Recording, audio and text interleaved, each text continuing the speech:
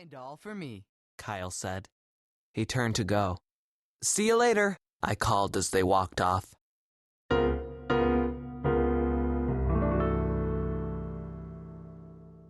Mom and Dad were side by side on the living room couch. The TV was on, but it didn't look like they were watching it.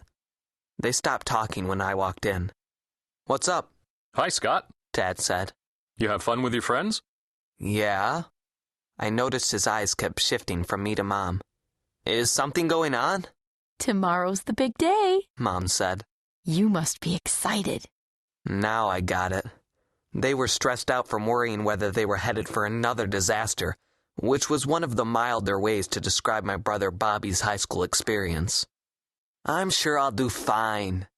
I could almost guarantee I wouldn't skip history 17 straight days in a row, get nabbed 9 times for public displays of affection with 9 different girls, or pull off any of the other stunts that helped end Bobby's high school experience half a year earlier than planned. I'm really excited about school. Good. Mom smiled with way more joy than the situation seemed to call for. Do you want me to make you a lunch? I bought your favorite rolls. No. I tried to hide my shudder as I imagined carrying a paper bag into the cafeteria. Thanks. I think he'd rather buy lunch. I nodded, shot Dad a grateful look, and headed upstairs. I wanted to get my stuff ready, and they probably wanted to talk more about how there was nothing to worry about because I was different from Bobby. Man, was that ever true.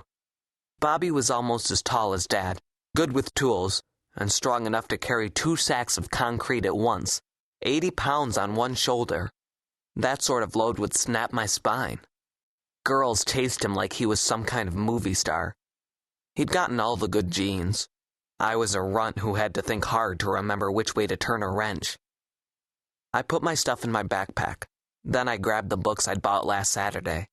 Dad and I had gone to the flea market up near Stroudsburg. We go there at least once a month when it's open. He looks for tools, I look for books. I'd snagged a whole stack of Robert Heinlein novels for $2 and a field guide to North American game fish for 50 cents. Dad had gotten some huge clamps for $5. That's the weird thing about flea markets. Books and tools seem to cost about the same amount per pound. I crammed the novels into one of my bookcases, then sat on my bed and leafed through the field guide, looking at the color photos of smallmouth bass and imagining landing a 4-pounder while wading in the Delaware. Before I went to sleep, I called Bobby at his apartment to see if I could get any advice from him about school, which I guess was like asking General Custer for combat tips. It didn't matter. He wasn't in.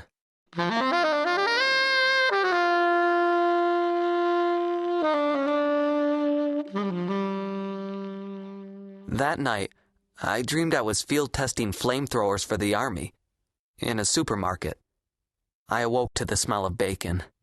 First day of high school. I couldn't believe it was finally here. Dad had already left for work. Mom was sitting on a stool by the kitchen counter reading a magazine.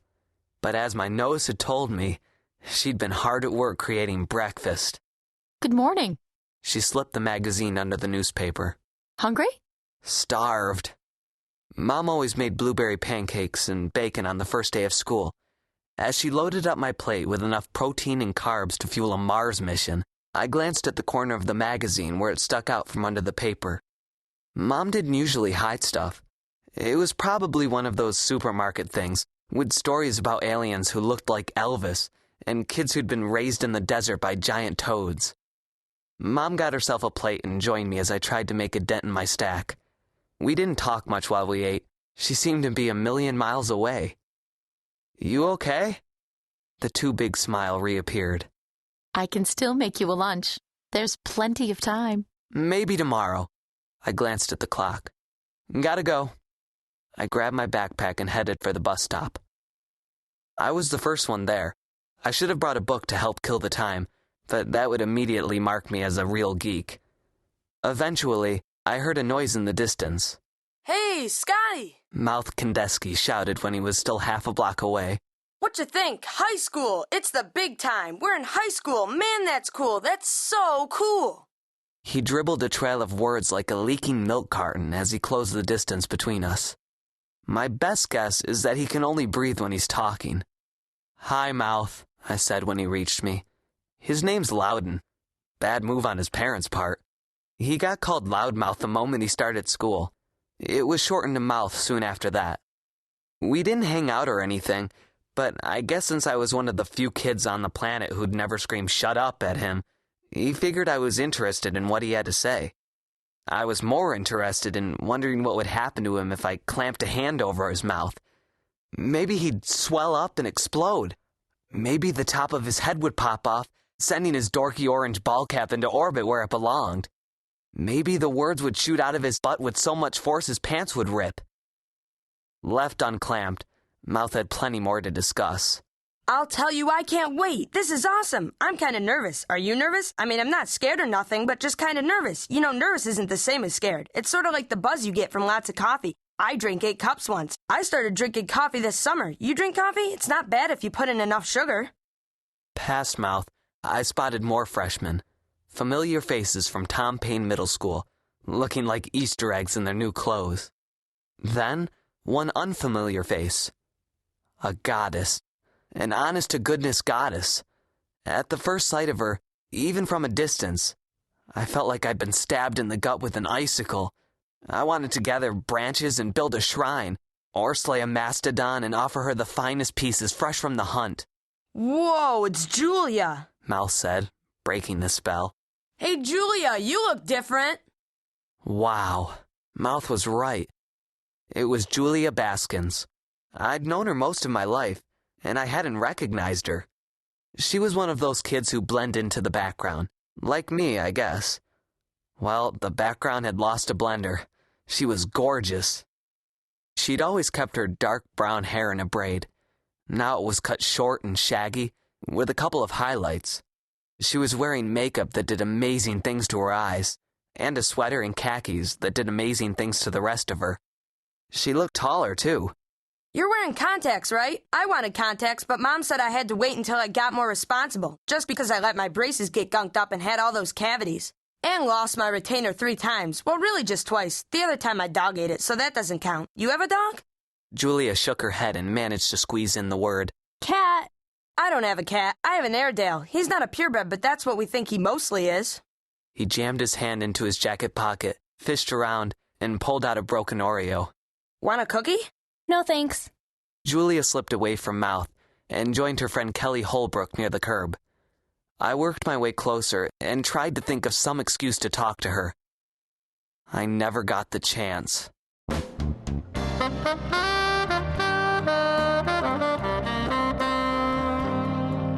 2. A hush fell over our cluster of freshmen, cloaking us with that same sense of dread that ancient civilizations must have felt during a solar eclipse. But we weren't awestruck by a dragon eating the sun. We were facing a much less mythical danger. Older kids. An army of giants. I just spent a year in 8th grade towering over the 6th and 7th graders. Okay, that was an exaggeration. I only towered over the short ones. But I wasn't used to being at the bottom of the food chain, or the wrong end of a growth spurt. I felt like the towel boy for the Sixers. As the loud, joking, shoving mob reached us, I slipped toward the back of the group and pretended to adjust my watch. Out of the corner of my eye, I noticed a kid kneel to tie a shoe. That earned him a kick in the rear from a member of the mob as it passed by. Mouth kept talking. Big mistake. The giants closed in on him, dumped the contents of his backpack onto the sidewalk, and threw his hat down a storm drain. Hey, come on, guys, Mouth said as his possessions spilled across the concrete. Come on, hey, stop it, come on, that's not funny. We're all classmates, right? We all go to the same school, let's be friends. The scary thing was that the big kids didn't seem angry.